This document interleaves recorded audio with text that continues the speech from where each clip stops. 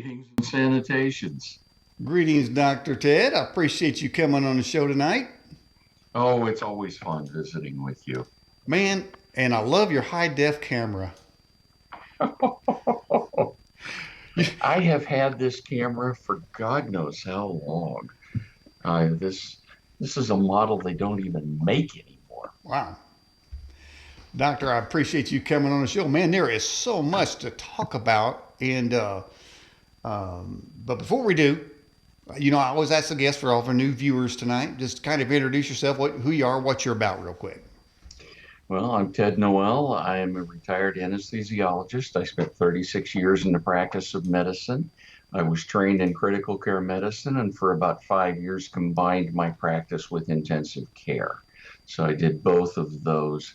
Since then, I've had a lot of fun. I've played golf. I've written some books in theology, and I was dragged kicking and screaming into the 2016 election fight by Hillary's health problems.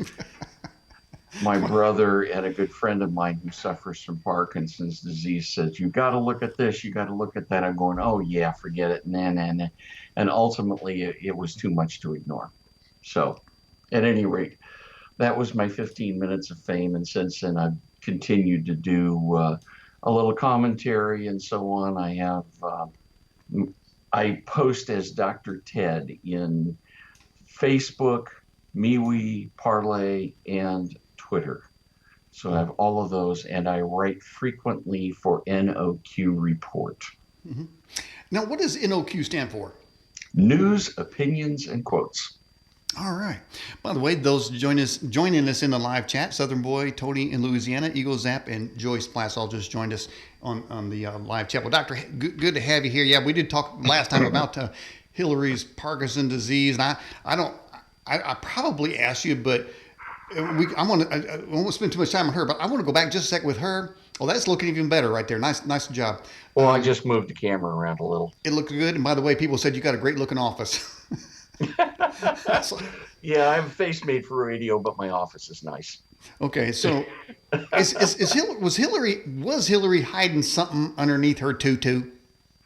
Well, it depends on when you were talking about it. There, in the last year or so, she's had a couple of episodes where she entered buildings wearing this heavy jacket, and there was a thing sticking up right here. Mm-hmm. In the back, and it was pretty obviously a back brace. She never said boo about it, but there is a problem with Parkinson's disease that arises called camptocormia. And basically what it means is that you find yourself unable to hold yourself up straight and you slump over. And you do it in a way, where it's just like this. You can't do it. It's not like you've got scoliosis or severe kyphosis, because if you lay down, you straighten out. And so when you're having episodes where this is a problem, there are all sorts of back braces that are recommended, and it looks like she was trying one. Well, there's a lot of health conditions out there with our leaders, as far as I can see. I look across the political landscape, Dr. Ted, and I see Pelosi is always chewing on something. Nobody knows what it is. Joe Biden can't put a sentence together. There's a lot of creepy stuff going on. People need a doctor out there. I don't know why they're still in power. It seems like they go take care of their health conditions before they try to rule the country. But man, we're going to be talking about the coronavirus, and you can't get away from it because the whole world basically threw a switch. So let's just run right into this thing and start it off. What we got with the coronavirus? Okay, coronavirus. First of all, we've had several coronaviruses. SARS, MERS, and the common cold are all coronaviruses. And the reason they're called that is when you look at them under an electron microscope, they look like a crown. It's just their physical shape. Each one has a slightly different manner of infecting people and how bad they are, how bad the infections are, and so on. This particular one, COVID-19, the fancy name is SARS-CoV-2. I think that's what it is. It's one of those crazy names. But the key is it's the Wuhan flu. Now, I use that as a colloquial. It's not an influenza virus. That's a different family. But calling it the Wuhan flu gives it roughly the importance it actually has. Because as we've had more and more data, it's become exceedingly clear that this virus has been in the wild, and this is a technical term in epidemiology. In the wild means that it's out there, it's scattered widely, and any effort to contain it is doomed to fail because it's in too many places, too many people. And so there's always somebody else who can get exposed. I mean, we had a meatpacking plant up in the Dakotas, suddenly got an outbreak. Where the heck did that come from? We don't know of any connection to any other outbreak anywhere else. Right. It's just this thing's out in the wild, and we know, for example, from Japanese work that it's 18 times more likely for you to get infected inside a building than it is outside. And so somebody had an asymptomatic case, and they got close, and somebody else got the bug. They got a symptomatic case, they spread more, and that's what happened. And those kinds of pop-ups are going to happen no matter what you do, if it's in the wild. The whole idea of quarantine is for you to say, oh, we've got one person, you've got typhoid, we don't let you out of the house until you recover. And the people going in and out are, they go through all of these careful things so that they don't get it or spread it. So a quarantine works, and there has never been a quarantine of the general population until this year. This is the first time it's ever been tried, and it did not work. Guarantee you there is zero data that it made any difference in the spread of the disease. They will argue, oh, look, we flattened the curve. That's garbage. Because we have plenty of data from South Korea, from Taiwan, from Sweden, from South Dakota, that you let business go on as usual. People are careful to cover their mouth when they cough. They stay in when they're sick, but otherwise go about their normal business, and you don't kill off the population. What happens is you have a place like New York, which is hugely indoors, massive tight population, and you get a lot of people sick. And so you have a hot spot like New York where the hospitals got overwhelmed. But that's only New York. And by the way, we now know that roughly 20% of all New Yorkers have had the bug. That's a huge number, and that means that the mortality of this bug is between 0.1 and 0.2% overall. Now, the next thing to know about this is which population dies. And this has been looked at by a number of people. We have the Italian experience. We have a fella named Scott Atlas, who is a well-known epidemiologist. And in The Hill, he wrote, the data is in, stop the panic, end the total isolation. He wrote that on 3 days ago, posted 3 days ago. And basically, he says, of all fatal cases in New York State, 2/3 were in patients over 70 years of age. 2 out of 3. More than 95% were over 50 years. So here's the deal. If you're under age 50, forget it. You're not going to die. You might get sick. I mean, I've had the flu. I felt like I'd got run over by a truck for 2 or 3 days, fevers and sweats and chills and whatnot. I got over it. Okay? If you're under 50, the quarantine, the lockdown is garbage. And about 90% of all fatal cases, 9 out of 10, had an underlying illness. Let's look at the Italian data. The average age of the patients who died was 82 years old. The average life expectancy of an Italian is 82.7. without the bug. Wow. So what that means is the most of the people who died, and it was 85% of all people had multiple comorbidities in Obamacare speak, that's pre-existing conditions. Mm-hmm. You look at this, and most of these people were about to have their subscription run out anyway and not be renewed. So what happened? We changed the date on their death certificate, not the fact of it. That's all we did. And you look at it and you say, what's going on here? This is nuts. Going on with the from the Hill, if you do not already have an underlying chronic condition, your chances of dying are small, regardless of age. And then we had another one that looks at, this is from John Ioannidis at, I think he's at Stanford. I have to double check this, but no, he's from Yale. But here's the key.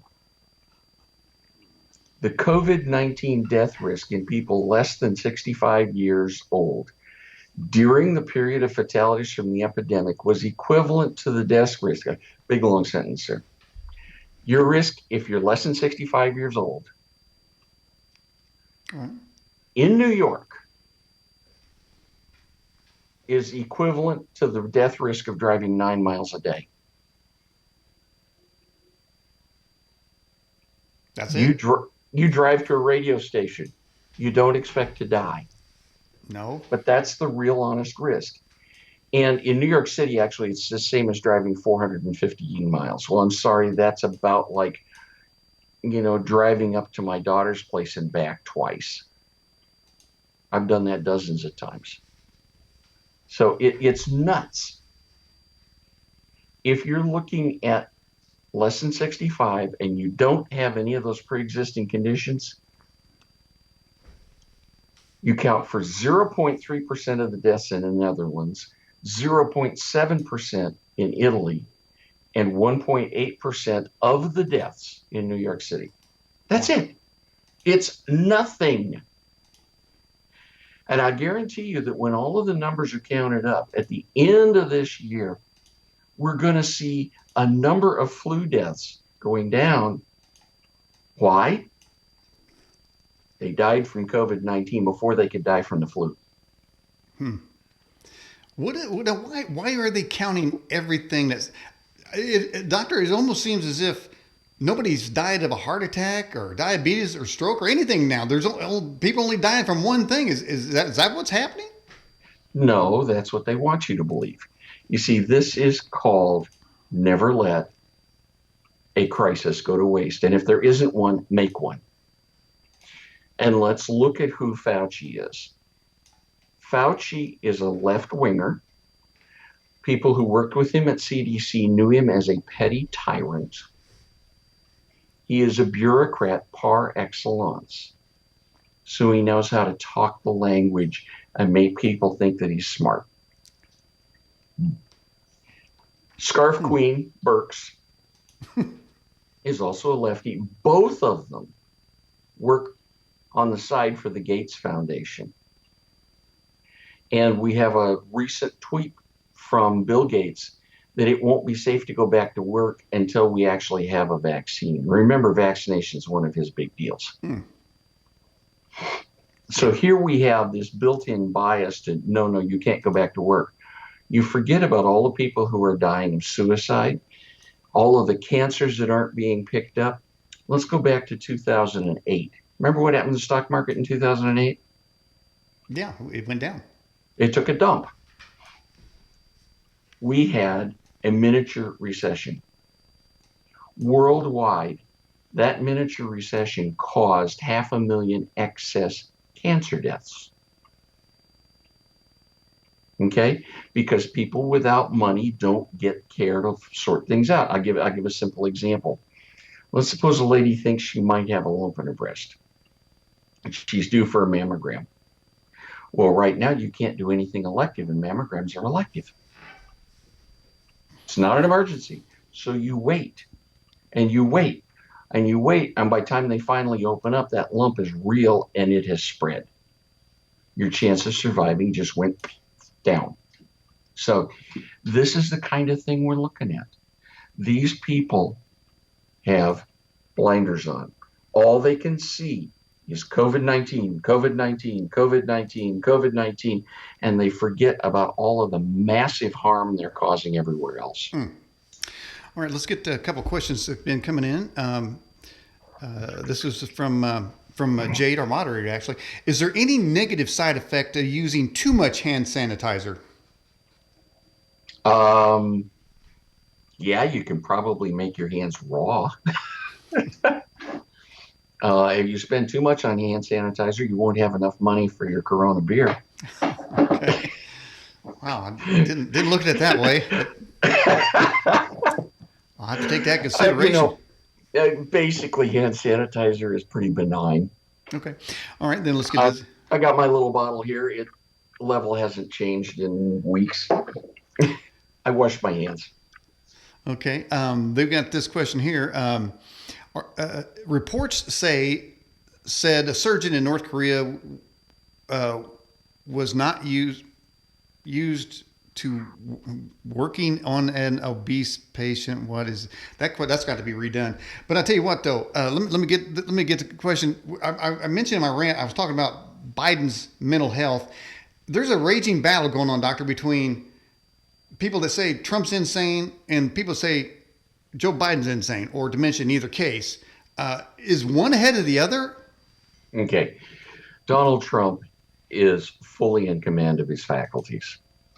When he does things like tweak them about the Clorox, he's being a typical street guy from Queens. That's just the style of people from that part of the country. And people have gone absolutely ballistic. I have a good friend I worked with 3 years, a cardiac surgeon, who says now he's a total idiot. He's insane.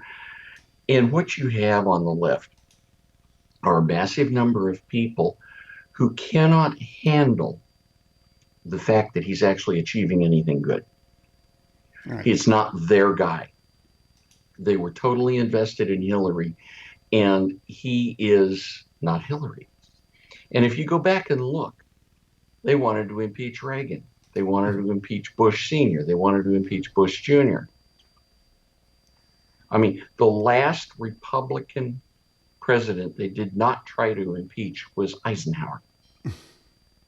So this is where they've gone. Mm-hmm. They have the Trump derangement syndrome is truly real, and these people are this is a psychosis, and I'm using it in the technical sense. A psychosis is a major defect in reality testing. Mm-hmm. They are absolutely unable to see the facts. You can play the Charlottesville tape for them, and they still think that Trump is calling out the KKK as good people. Even when you play the tape and it's clear he is condemning racism, mm-hmm. they can't hear it.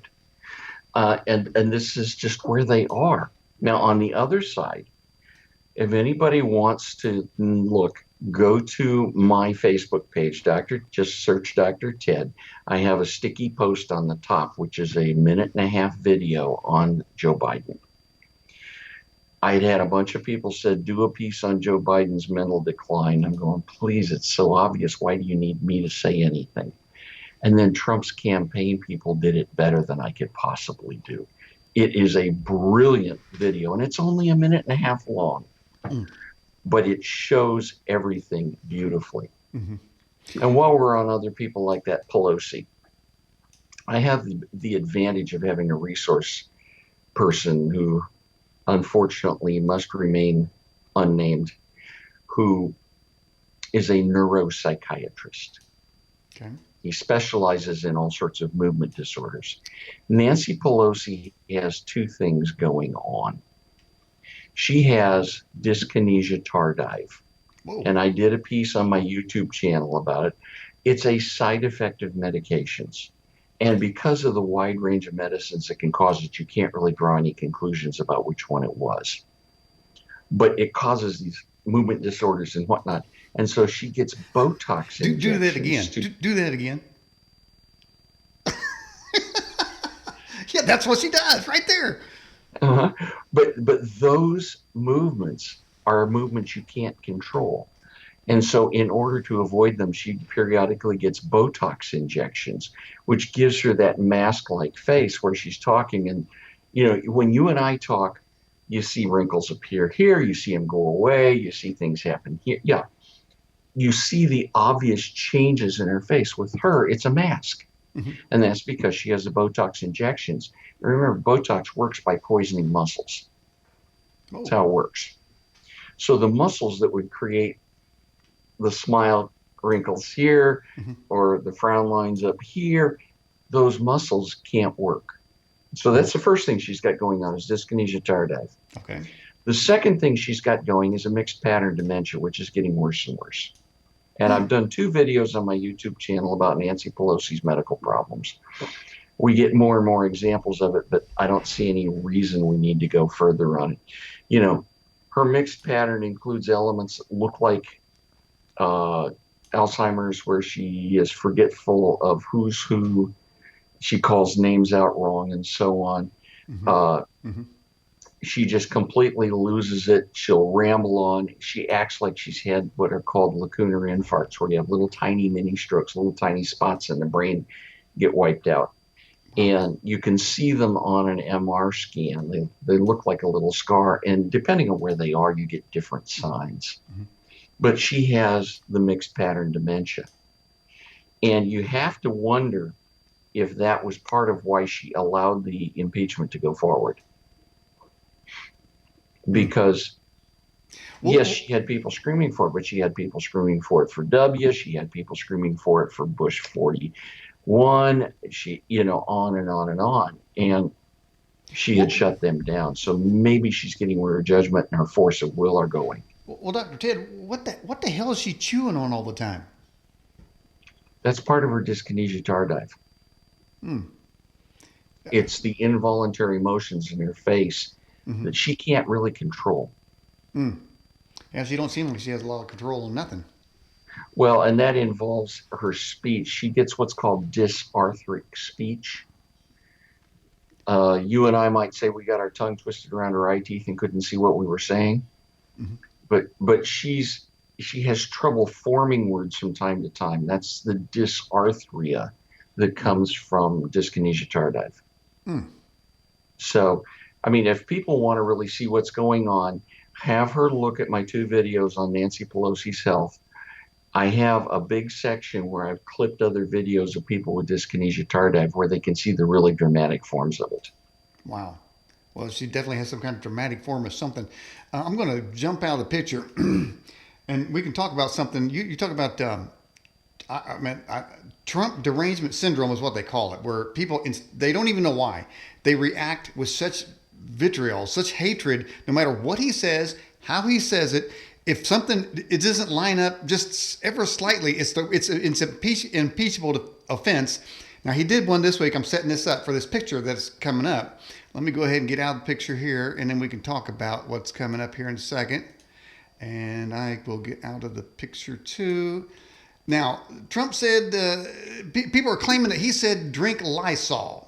So I went to the internet to see, and by golly, you can buy a Lysol inhaler, doctor, right there. Can you see that? And I guess this is what Trump was talking about. Is that what he was? He was just flat out being sarcastic, and he was pulling their chain.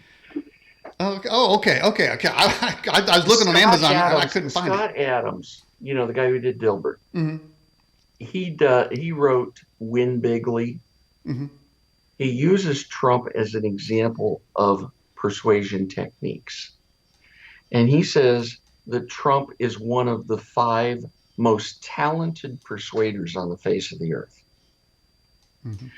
And basically, what Trump is doing with these things is he's dangling a shiny object in front of the cat. So they'll bat at that while he's busy doing real work, getting real things done. I mean, he more like using a laser pointer. I think. Yeah, but the point is, he's working on multiple levels all at once. Mm-hmm. He was working on the Wuhan flu while they were impeaching him.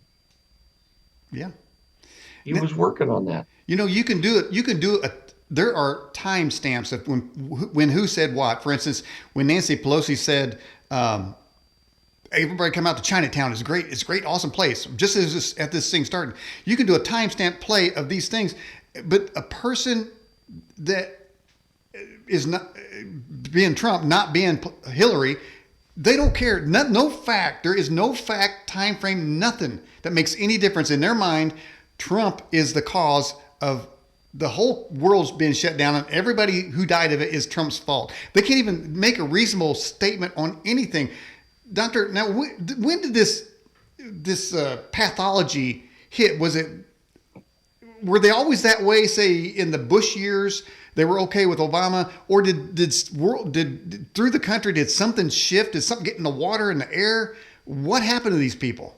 Go back to Reagan and think about the things they said about Ronald Reagan. They said keep them away from the button. Yeah, they were all wound up on that. They thought he was insane. Now, we do know that after he left office, he developed signs of Alzheimer's and ultimately went downhill with it. But while he was in office, he was very sane, very cool, very calm. I mean, in style, he was the exact opposite of Trump. But they were deranged about that. What you have is a group of people whose religion is government. And anything that threatens their power or their place in the seat of power is a threat to them. Mm-hmm. I did a piece, oh, good heavens, it's got to be a year and a half ago on YouTube about can you talk with your neighborhood liberal? And the basic idea there was, no, you can't really. And the only thing you can do is occasionally get a one-liner in, which contains a kernel of truth that they cannot avoid. For example, oh, you're giving all this money to the rich people. You're giving a tax breaks for the rich. And the comeback isn't directly on that line, but is, you need to give it to the poor people. Poor people need jobs. I go, when's the last time a poor person gave you a job? The point is, you got to have a rich guy to give you the job, or you don't have a job. Mm-hmm. Duh. Well, I remember when Trump first got in office and he gave that tax cut to the corporations, and nobody's seen anything like it. You think he got a little credit, but these companies turned around and started mailing out $1,000 checks. They raised people's wages. They raised the benefits. And to this day, they still say Trump's gives to the rich. And then Pelosi said, and AOC said that regular people didn't get a tax cut. And I'm thinking, wait a minute. I did get a tax cut because I watched my paycheck and I know I got a tax cut. But then when they were caught, well, maybe people really did. Then they go, oh, well, it was just crumbs, So no matter what he does or how he says it, it's this instantaneous overreaction. They're completely uninterested in the fact that the tax cut he gave corporations had to be on earnings from the other part of the world. The United States was the only country that taxed companies on money they made overseas and then brought back to the U.S. That money is already taxed in Germany or France or England or Ireland or wherever else. But if you bring it back to the U.S. to make it work, we tax it again. And so, Apple had $20 billion, if memory serves, in Ireland that they couldn't do anything with because they'd have to pay so much tax bringing it in. It wasn't worth it. Keep the business over there. And that was the big thing that the businesses got was, we're not going to tax you so much so you can bring all that money back and hire people. It wasn't a tax cut for the rich. Mm-hmm. It was, let's make things more normal across the entire world. All right, let's get to a couple more questions that have been flying in here. Let's get to the top of the line here. It says, Doctor, I think they are exaggerating the numbers of people who have the coronavirus. What do you think? Actually, they're undercounting it. Okay. Okay, they are overcounting the deaths from coronavirus. And the comment I made in my most recent post over at NOQ was, if your ex-wife's second cousin had coronavirus when you died, you're listed as a coronavirus death. And the reason for it is really simple. Hospitals get paid more for tending to coronavirus patients. Mm-hmm. So they Sure have a do. financial incentive. It's called upcoding. It's something hospitals have made an art form of over the last couple of decades. I mean, we saw it constantly in our. I have a hospital based, or had a hospital based practice, Mm-hmm. and so we saw this constantly going on. They'd figure out a way to charge for the higher one, and I golf with a cardiologist, and Ralph would tell me, they come around and say, you need to code this one at this higher level. Mm-hmm. And he goes, why? That's not what the patient has. Well, you need to code it like that. The answer was, they get paid more. Well, They've made an art form of this, mm-hmm. Well, and the audits aren't very good to catch it. let me ask you something. There's a lot of things in the news about people getting caught gouging. There's a couple of brothers in Tennessee or Kentucky. Immediately when this thing started hitting, they started buying hand sanitizer. So they got them for price gouging. But when I go to the hospital, I get charged $30 for an aspirin. Well, who's gouging here? Well, okay, that's a whole different issue there's two issues in that point. Hospitals are subsidized. And the law of subsidy says that when you subsidize something, you get more of it, and it gets more expensive. Mm-hmm. I don't know if you can see the little scar on my forearm here. I Okay. was 10 years Yeah, we old can. and did one of these numbers over the handlebars of a bicycle on a gravel road. I had a new joint right here with bones sticking up over here. Oh, thanks for that. And we went to the hospital. It cost my parents $100. Hmm. This was in 1963. Okay. Mm-hmm. You do that now, it's going to cost $100,000. Hmm. Why? Insurance. Hmm. All right, let's get to this quick. Insurance is not the same as healthcare. Insurance has one effect in medicine. It raises the price of care by 30 to 40%. Hmm. All right. That's all it does. All right. This question is from Anita. Does 5G play any part in this virus? Unlikely. All right. From Peter from Australia. Do you think that once the vaccine is developed, they will try to make it mandatory? I can see that happening. One of the things that happened with flu vaccines was the hospital said, if you want to work in the hospital, you will get flu shot. Mm-hmm. Yikes. Have you taken it? Will you take it? I've had flu shots. Okay. Will you take a vaccine? Yeah, probably. I mean, I'm 67 now, so I'm in the age group where things would happen. I don't have any notable comorbidities, and I'm actually taking a blood pressure medicine that appears to help reduce the problems from it. Wow.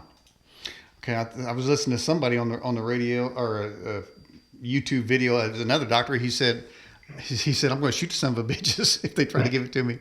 So it's interesting. All right, here we go. Put Yahweh first. What are the first symptoms of the old virus? Oh my goodness, I'm not in clinical practice, and I was never on that end of things. The ones that get people into the hospital are shortness of breath, but they're actually looking at a different sign as possible getting you more. Oh, headache. Hang on. There were three: shortness of breath, headache, and something called anosmia. You lose your sense of smell. Oh. Okay. Those are, hey, I probably got something going on. Let's get it checked out. The shortness of breath is really bizarre in COVID-19. I remember having a pneumococcal pneumonia years ago, and I came into the emergency room and my oxygen saturation was 84 or 85%. Nothing felt so good as that little cannula of oxygen under my nose. It was night and day difference. My O2 sat went up in the high 90s. It was dramatic. People with COVID-19 can have an O2 sat of 85%. which is where I was with pneumococcus. And I was in desperate straits. And they don't even notice it. We don't know why that is. But the new screening thing is actually this little clip. You've seen them. They're probably about this big. A little clothespin thing fits on your finger, and it reads out a number for your oxygen level. And they're now starting to say that's a pretty good screening gadget. So it certainly is non-invasive. It takes a few seconds to give you an answer. Okay. And the technology's out there. Well, doctor, it's all about the mask right now. Big mask debate out there. I got a question. So I wore a mask one day, and I was interfacing with somebody out there. They had a mask, but I could smell their breath, man. It was nasty. Okay, I don't know what they eat. What kind of crap was going on there. So I'm thinking, I'm thinking, man, look. If I can smell your stank of your breath, are those smaller than the virus? Would that mean that if they had the virus, I would get it if you could smell their stank? Okay. This is all about how is it transmitted. The virus is transmitted by aerosols. Every time you breathe out aerosols.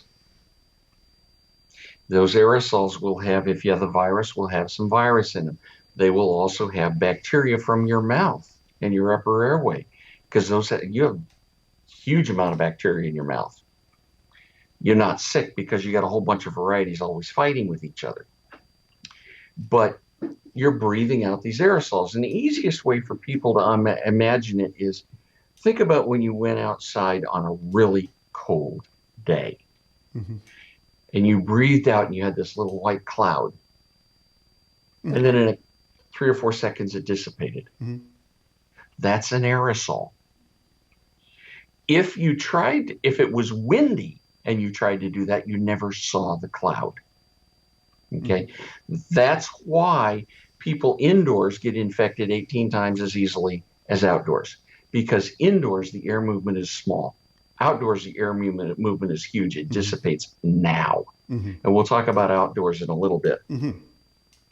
But the key there is the aerosol is always there. Now, what good does it do to wear a mask? There are 3 kinds of masks we see. Now, I spent 36 years wearing a surgical mask all day. I was specially fitted for the N95 masks toward the end of my practice, because the deal was, if we're dealing with certain sick patients, you have to have an N95. Now, N95 means it filters out 95% of all of the aerosols and particles. Mm-hmm. That's where the name comes from. Then you look at the fabric one. That bandana is worthless. The surgical mask is worthless. The reason that I wore a surgical mask wasn't to protect me. Mm-hmm. It was to protect the patient's surgical incision from getting the bacteria from my breath. Because it would hit here and go sideways and it wouldn't blow into the wound. Mm-hmm. Well, if I could smell their stanky breath through a mask, I can imagine what they're smelling. But well, you're smelling gaseous materials that are worse. But the whole point is that the aerosol carries that. And yes, you may diffuse the aerosol somewhat, but if you're indoors, it makes no difference whatever. Okay. The only mask that matters. And so the people who need to wear masks are the people who are already sick and trying to prevent other people from getting it, and they just have to go somewhere. And the people who are elbow deep in taking care of these people, and then they should be wearing the N95 masks. Because the N95 is an honest filter. Those others are pure garbage. Mm-hmm. All right, let's get to a couple more questions. Paul Shishi says, does vitamin C work? Depends on what you're using it for. Does it prevent COVID-19? I have no idea. I haven't seen any data. Okay. By the way, somebody said that chlorine can come in tablets. We were talking about the Lysol thing earlier. That's called halazone. It's used for purifying water. Okay. Kevin asked this question, said, Doctor, isn't it interesting the first 3 countries with a rash of COVID, they were all epicenters, all seem to have 5G. I think we addressed that. Next question here. What is your opinion of, well, we've kind of addressed this, your opinion of Biden's cognitive state? Is he going to make it to his convention? He seems to be going downhill rather quickly. And this leads to 1,000 speculations. First, I don't think we're going to have a physical convention. And we've actually gotten to a point where the point of a convention is kind of nothing.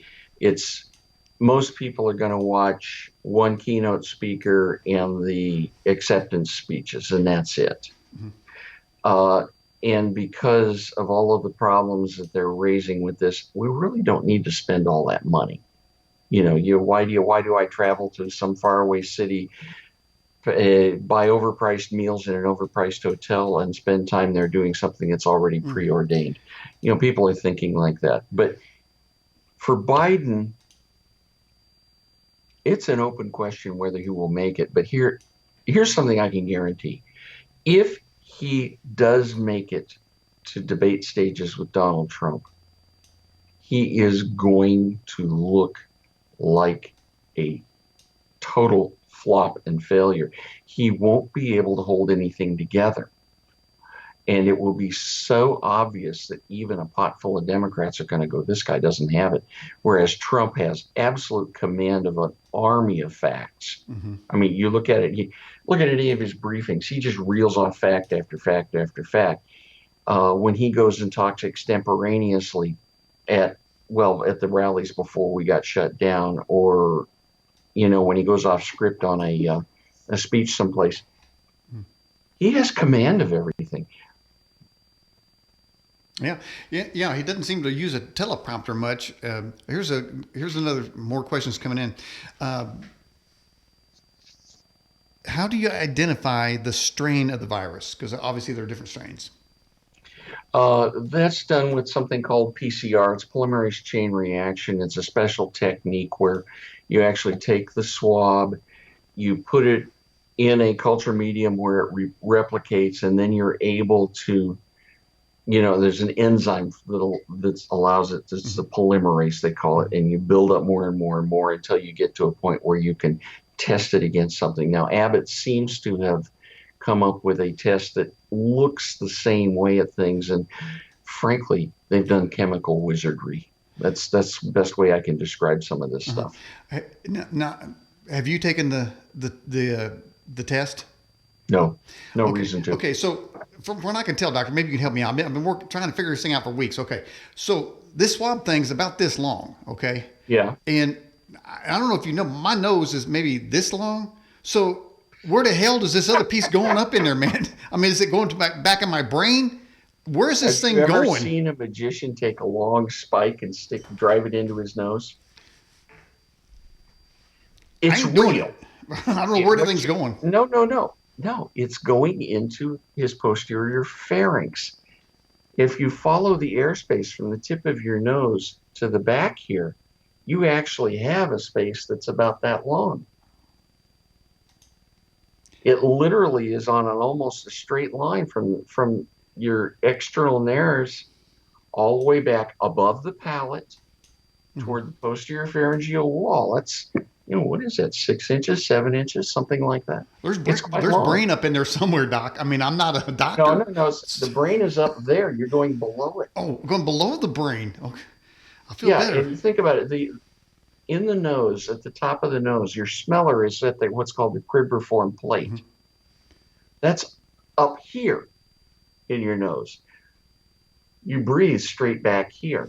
Yeah. And so whatever you breathe in goes by it, and then the volatiles give you the smells. Somehow I'm not comforted by those words. So, question. Do ventilators help or hurt? Ventilators are... That's not a simple question.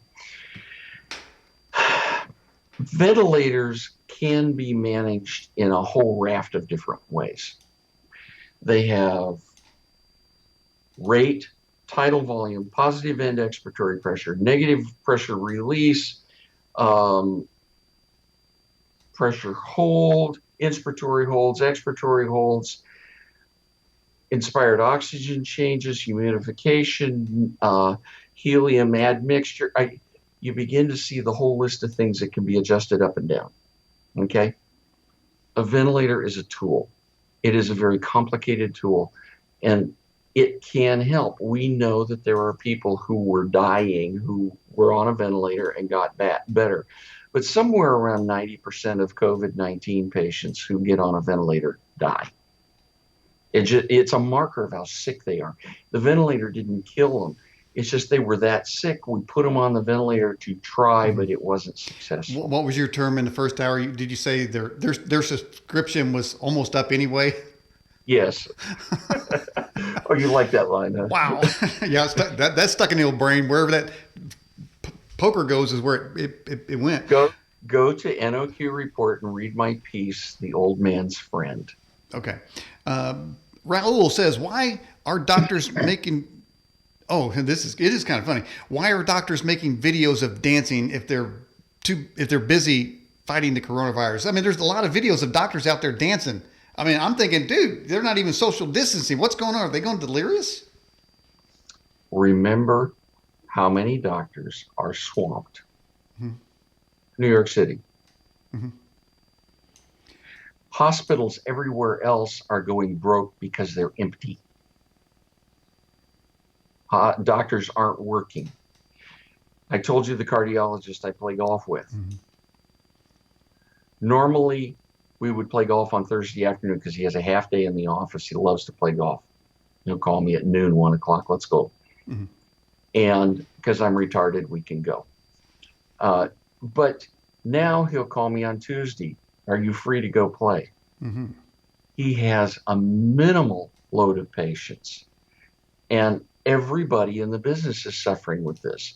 And what that says is we have chopped off 95% of all of the people who need care. I mean, Obamacare was sold. These people can't get care. Guess what? The lockdown made it so they can't get care. Just recently, either the mayor or the governor of New York was talking about they issued a non-resuscitation order, and they were called on it. But that sounds remarkably like the death squads, death panels that Sarah Palin initially talked about in the very beginning of Obamacare debate. Yeah, for him to do that, he's trying to practice medicine. He's an idiot for trying it. Doesn't that violate the Hippocratic Oath? Well, yeah. I was on the committee at my hospital where we wrote what's called the futility of care policy. And the basic idea is when you find a patient who is so sick that the chance of them recovering to any meaningful existence is basically zero, you say they've reached a point where all further care is futile. At that point, what we did was we said you get a second opinion, and then you take the committee to look at it, and then you go to the family and say, look, we need to stop. We put all of those safeguards in. When he just says, no, we need to cut this off, what he's saying is, I'm going to do triage. No, you're not. You're not qualified. And most of the people said, up yours, or some variation of that. All right. Let's get another question. It says, doctor, which blood pressure medication do you take? I take an angiotensin receptor blocker.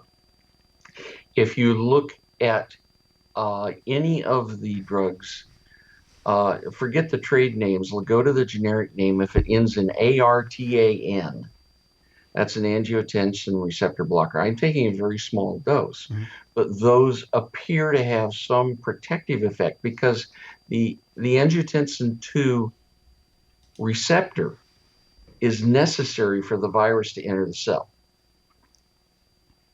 And by taking a blocker, you're already occupying the receptor, reducing the number of access points. Now, I've seen two papers. One said it didn't make any difference, or actually one said we don't have enough data. And I saw another one which said the data is highly suggestive. I mean, we're at a point where we don't have definitive data on a lot of things. Uh, is is the lockdown delaying the herd immunity? Yes, it is. No question. But the herd immunity is coming in spite of the lockdown. Just The slower. we have studies. We had 2 months 2 months ago we had a study out of South Korea that showed we had 7 times as many people asymptomatic infected as we had symptomatic infected. Okay, that's herd immunity developing.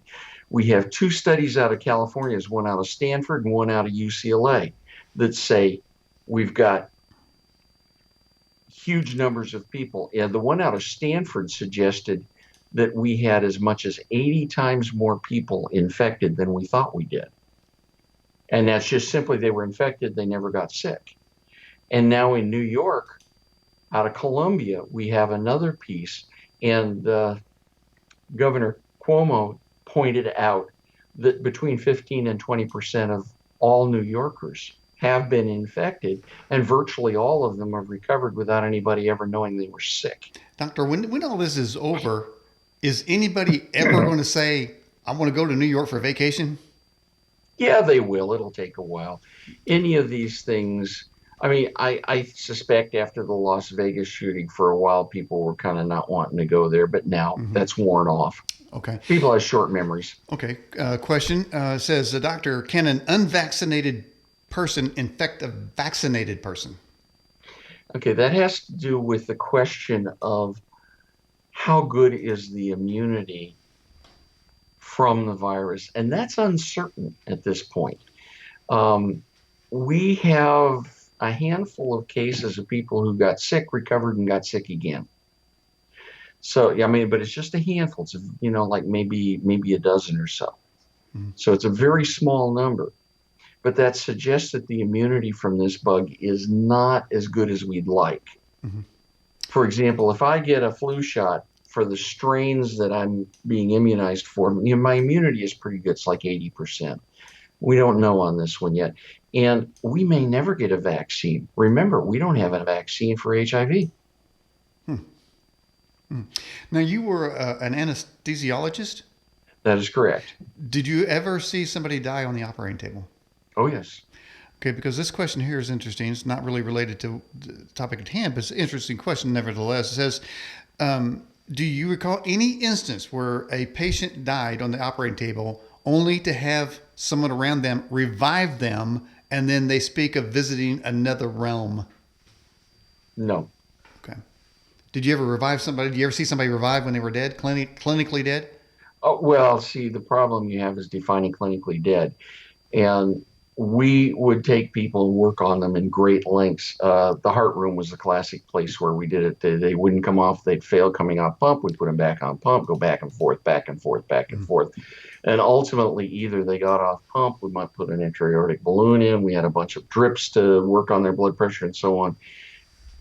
And we get them to the unit, or ultimately you say, can't be done. Okay. Can a nanoparticle be inserted in a cure for nefarious reasons?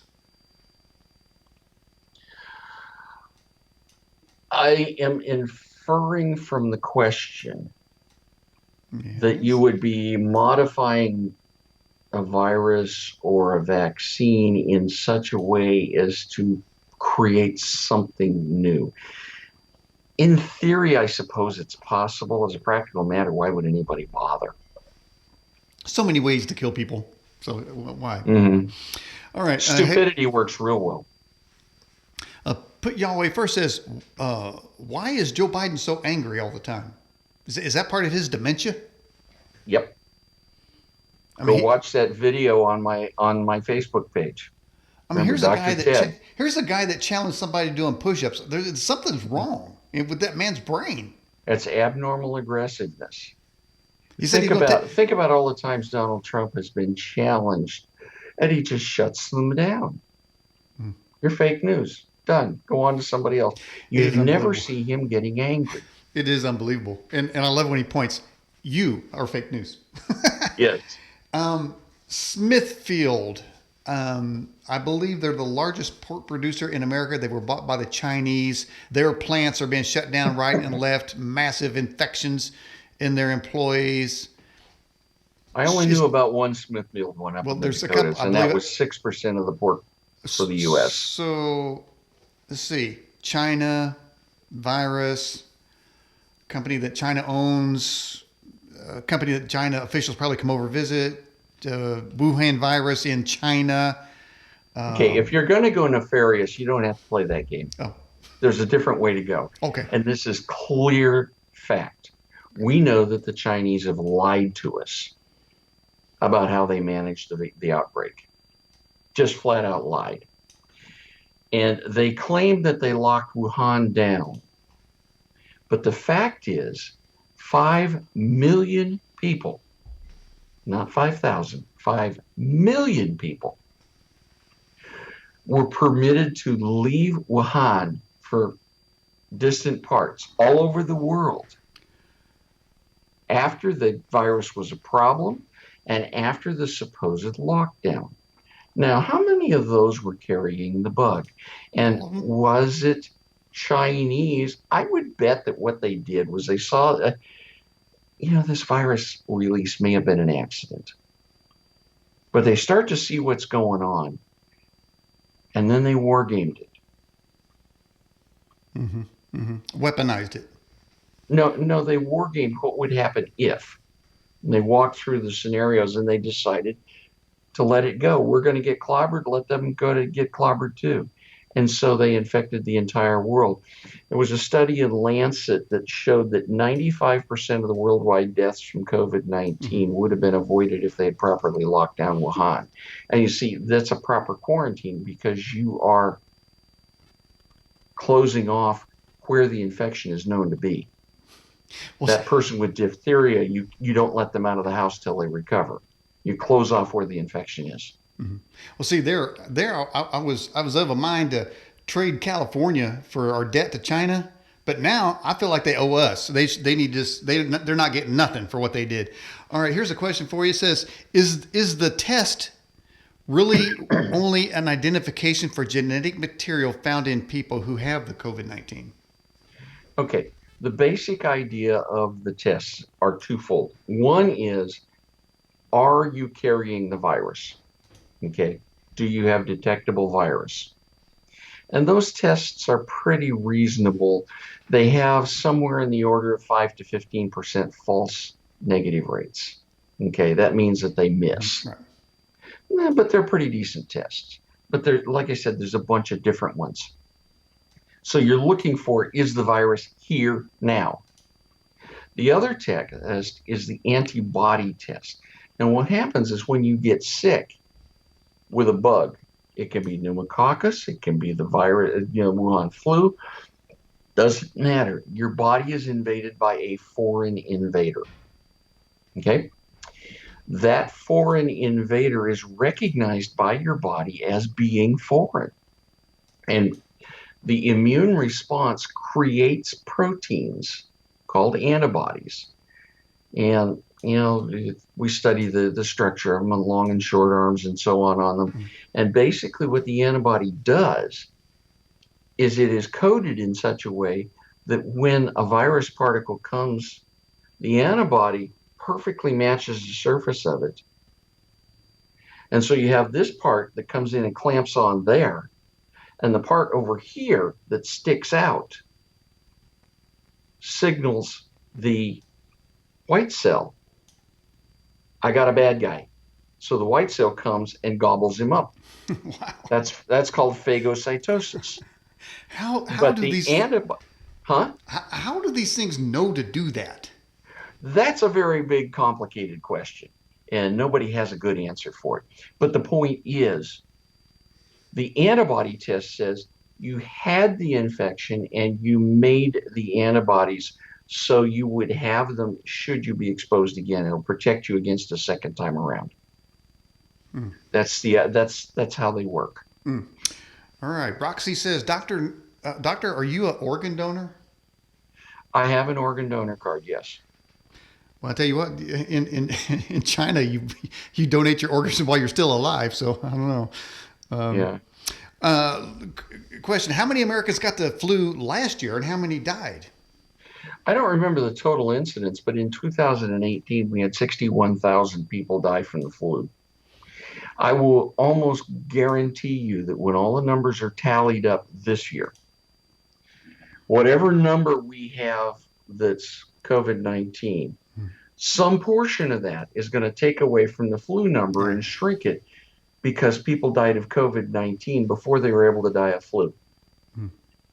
Yeah, they're skewed. In fact, didn't the state just take 200 or 300 off of their total for some reason? It's like, wait a minute, man, you're screwing with the numbers. So this is interesting. My son, this is a question from Glasses. My son is a respiratory therapist. He told me Viagra used in combination with something else is working on COVID-19. Have you ever heard that? I haven't heard about that one, but nothing surprises me. Okay. Uh, I think we'll just leave that one right there. So this question says, is the COVID, you may have addressed this already, is COVID-19 then, the virus is too small for the mask to work? Is that what it is? Well, no, the key is what is a mask good for? If you are working elbow deep in an infectious disease ward or ICU, you need an N95 mask, which seals around here. Okay. And it will filter out 95% of the particles. By the way, those can be re-sterilized with UV light. Now, It takes 90 seconds. Now, didn't Trump suggest that? And he was ridiculed, say, for some either sunlight or UV light. And I think, isn't that in place somewhere in the world where people are getting doused with UV light? Well, there is a product called Healight, Healight, which is being tried. And essentially what they do when you have somebody who is on the ventilator, they've got a tube down their trachea, they will slide a little tiny, basically it's a catheter, it's a very small one. They'll slide down inside the tube, down into the bronchial tree, and it has LEDs on it that are UV. Wow. And it's helping to kill. We know that ultraviolet light, solar radiation, will sterilize any surface outdoors in 90 seconds. So what Trump said about the light was that the mass media had no idea what they were even talking about, but He Trump is knew about it. 100% right. The Chinese are using UV to sterilize their buses, and it works. Now, you're familiar with UVB, which is a band of wavelengths that gives you sunburn and skin cancer. From the sun at the surface of the earth, you get UVA and UVB. There is a much shorter wavelength called UVC, which doesn't penetrate the atmosphere, but which is extremely effective against viruses and bacteria and kill them both. And the fun part about UVC is it won't affect your eyes. You know, UVB will give you cataracts over time. It won't affect your eyes. It doesn't penetrate the outer layer of your skin, so it won't tan you, won't burn you, no skin cancer, no effects from that. But it will kill every virus in less than 2 minutes. So if you were to have a restaurant and you just put some of these lights around, it's nearly invisible. Wow. Because of the wavelength. You just have these on and the place is clean. That brings us to the question of hydroxychloroquine. Is that good or bad? Studies are still outstanding on it. We have a fairly large volume of evidence that at least in some populations it works well. All of the side effect stuff is garbage. And once again, they talk about cardiac rhythms, and the FDA had to stick its neck out and say, you have to be careful about these things. They're a bunch of idiots. All of the side effects occur in prolonged usage. The 1 week regimen that we're talking about with hydroxychloroquine, azithromycin, and zinc Well, Nobody's going to get those side effects. this is where Trump derangement syndrome can cost people's lives. That You bet. Wretched Gretchen, I call her Wretched Gretchen, in the governor of Michigan. When Trump first mentioned hydroxychloroquine, she went berserk and banned it and threatened every doctor in the state to bring them up on charges and fine them. Again, she's trying to practice medicine that's outside the scope of But practice. She would have right, lost the lawsuit. But but she she outlawed mowing the lawn. was she, well, she looks like a horse face for one thing. That's another story. But she had that reaction that says, if Trump says this, it's wrong no matter what. He's evil Exactly. man. And so no matter what study comes out, if that ever comes out that it's as good, and I know there's studies going on right now, they won't accept him, will they? Because Trump said it first. That's right. And like I said, it may prove that in a particular group of patients, it works really well.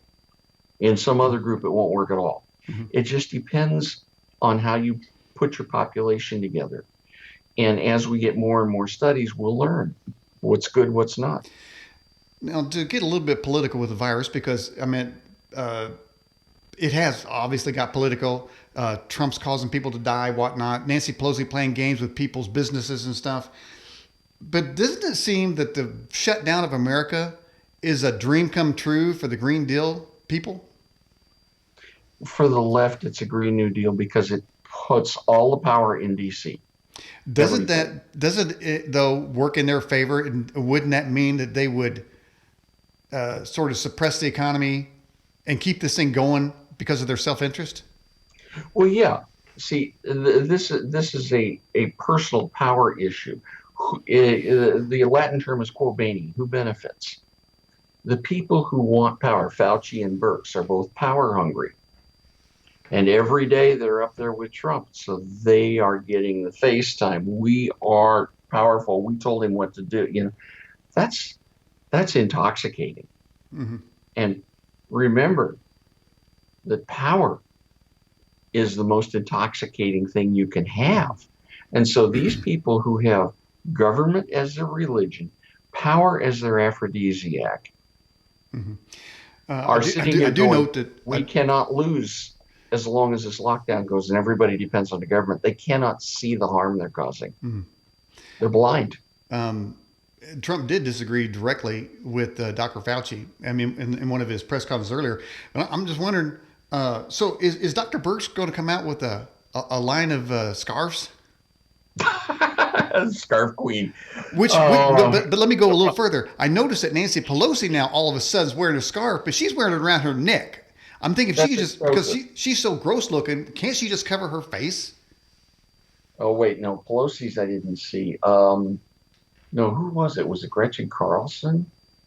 No, it was one of the Fox anchors in the evening was wearing a broad choker the other night. But What's that supposed to do? Pelosi, I don't worry about her. Okay. This is crazy question, doctor. I guess we haven't had enough crazy questions. Through your years of practice, have you seen any credible information on human cloning? No. We've had, you had Dolly the sheep. The problem with cloning seems to be that you have a degradation and premature aging and so on that comes along. And human cloning, of course, is banned by every ethical canon. Mm-hmm. So it's really unlikely unless somebody does it in an area where it's the Wild West, so to speak, or like China maybe. Why did the National Institutes of Health give the Wuhan lab $3.7 million to study this virus? Who is in charge of that segment of CDC? It wouldn't be Fauci, would it? Yes. Grouchy Fauci? Uh-huh. I'm not liking him so much He's anymore. a leftist. And to leftists, China is not bad. Yeah, I know. It's amazing how they're trying to protect China and the World Health Organization after they caused this thing is really sick. Somebody said, I'm steaming tea tree oil and inhaling it. Is it good for me? I haven't got a clue. So, doctor, what you're saying is the Earth is flat. Did I just hear you say No, that? no, I said I have no idea what Oh, tea tree oil is and what it would do. I'm trying to drag you into conspiracy, and it's harder than hell. All right. You tried that last time we I talked. did. That's my modus operandi, man. You know I'm going to do it. You just wait for it. You know it's coming, but you don't know when or where, and I'll work it in there. All right. Oh, we have such fun, don't we? Well, we do. And what else can you do, man? I mean, are you sheltering in place? Are you going to hide out until like 2025?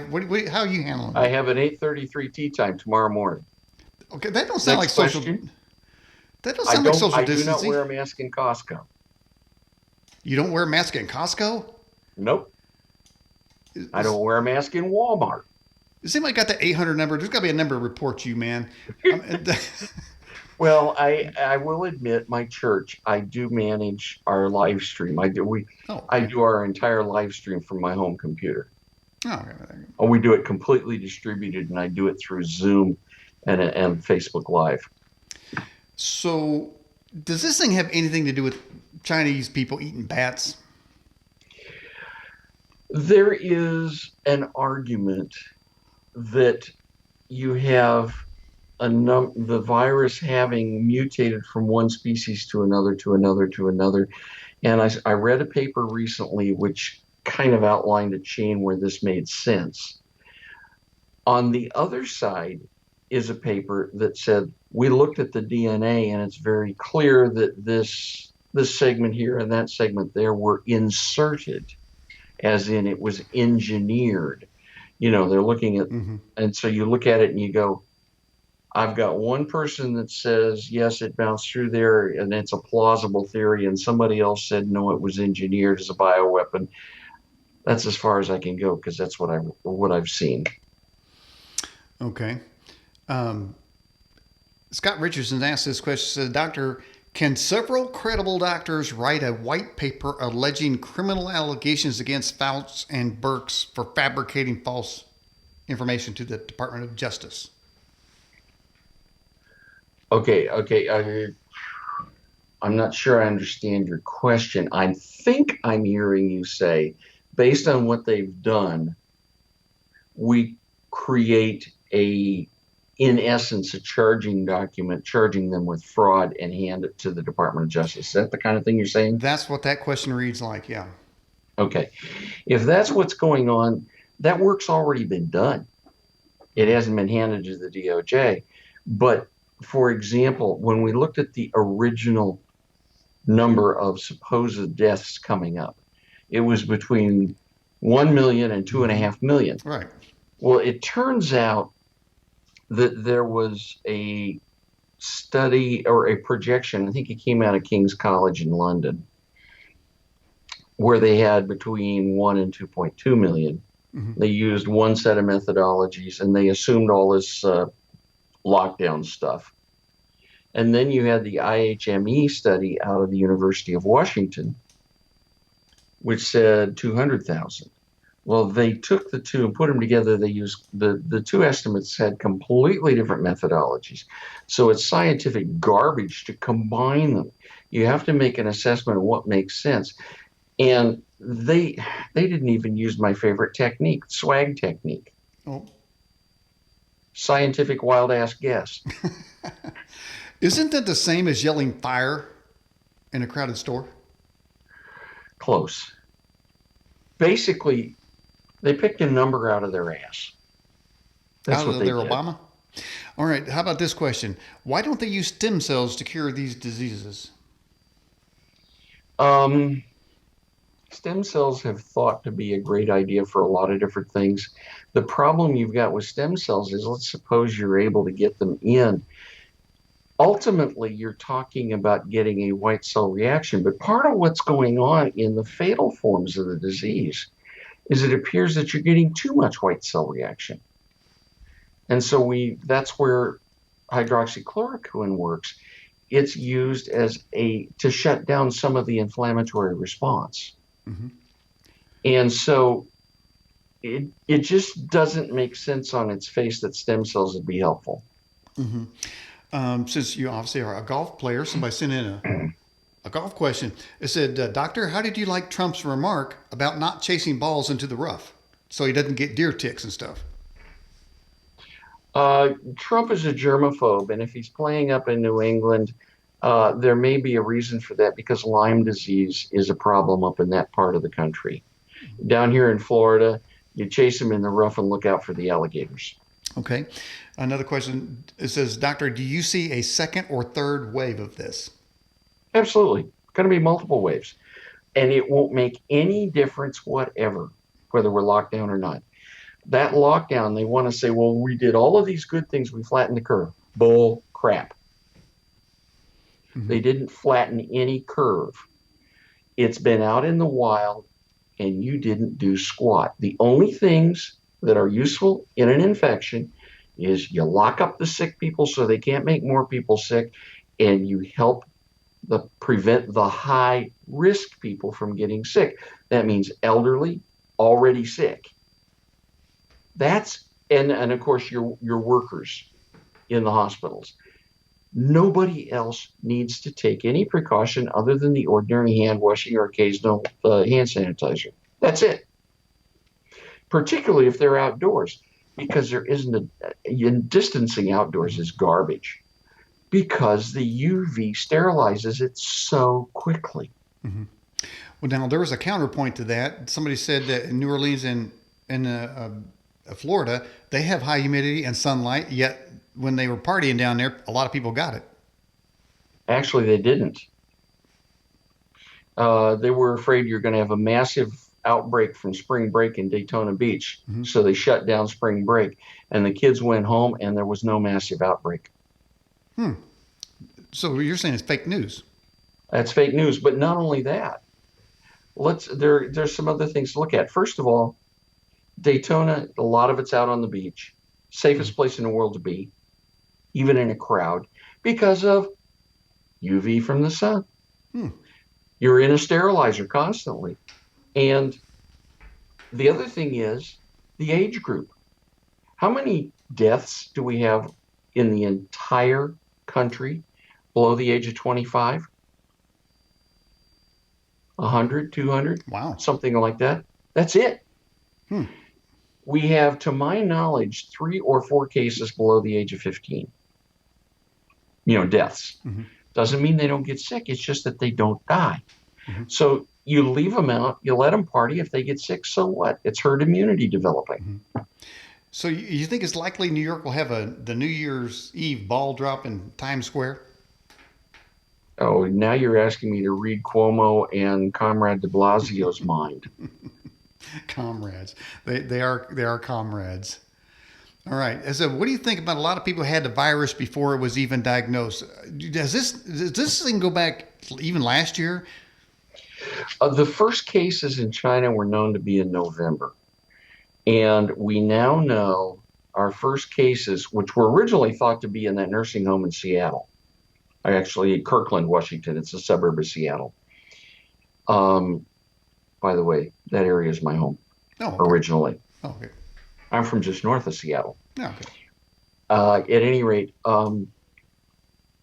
we thought that was it. And that was in March. It turns out we now know that there were some people who died from it in February in the U.S. and California. There are 3 or 4 cases that had delayed testing, and somebody said, well, maybe they did, and had some samples laying in the lab, so I sent them off, and by golly, they had the bug. And once again, that points out you cannot contain this bug. So your only hope is to protect the people at risk, healthcare workers, older sick people, and keep somebody who's sick from making other people sick. That's it. But that's standard. So do you believe in the social tracing? Oh, track and trace is very important.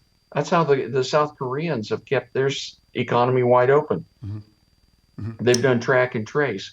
So you get a call out of the blue, say, hey, doctor, you don't know this, but somebody had it that you played golf with. You go to your house for 2 weeks. You good with that? No, I won't go to my house for 2 weeks. I'll go get tested. You come test me. Oh, okay. And speaking of protesting, what do you think about these protests? I think they are people who have been loyal citizens who finally said enough is enough. You want to keep me locked down, unable to feed my family for a year and a half until a vaccine comes out, if one comes out. Enough. Mm-hmm. Well, back to my favorite governor, Wretched Gretchen, threatened to be vindictive and add some time to the whole state because there were some protesters. That's nothing to do with COVID right there. That has to do with her being in power, like you were saying earlier. She's intoxicated with power. She's a petty tyrant. All right. So here's the question then. Did the deep state run out of money for chemtrailing? People are saying they're not seeing chemtrails anymore, doctor. What you're not seeing are contrails. Chemtrails are nonsense. And the reason is very simple. For there to be chemtrails, Okay. you have to have tanks for the chemicals. Airplanes have to be as light as possible to carry passengers and so on. What you're not seeing is water vapor at high altitude that comes out of jet engines. When you burn fuel, you get carbon dioxide and water. And those contrails that's condensation. That's water. It's not chemtrails. I'm sorry, I'm a pilot. Mm. Okay, you just made a bunch of people mad with that one. I knew you were going to get controversial. Hey, no, that's science. Oh, science. Now, look, that's what they're saying. The science tells us this and science tells us that. The science that the government is using, I'm not agreeing with. Okay. People like to say, well, we have a scientific consensus, global warming, whatever. Mm-hmm. Science is a method. It is not a conclusion. Science is how you identify the likely truth of a proposition. You say, I think that gravity is constant, whether it's in a vacuum or in atmosphere. And so you test it by dropping something in the vacuum on this side and in the atmosphere here, and you look at the time it takes them to fall. You test it. If it's the same, they'll fall at the same rate.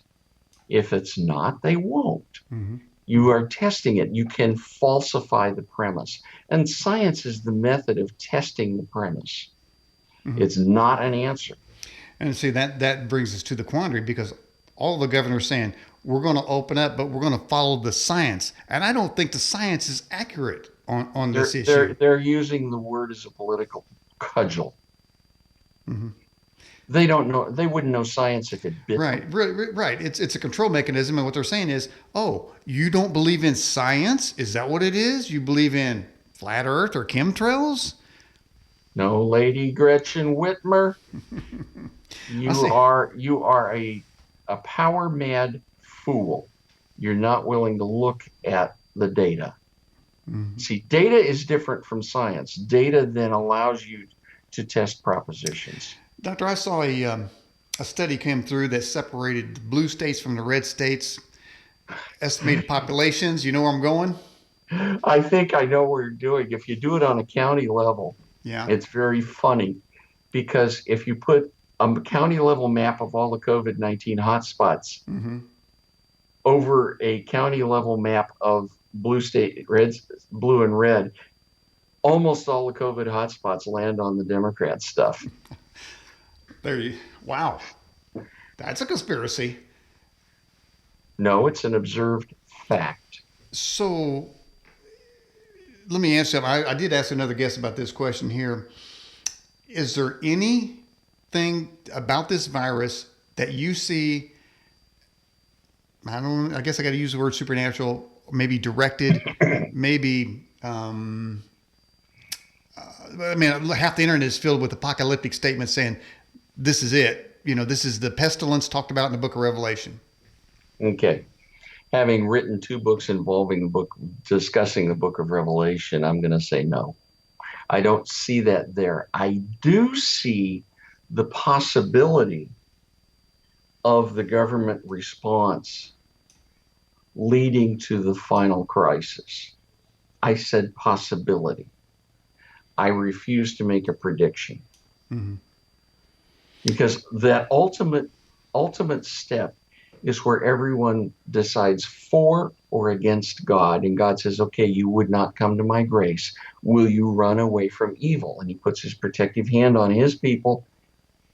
Evil is unleashed, and the bad folks won't run away from it. Mm-hmm.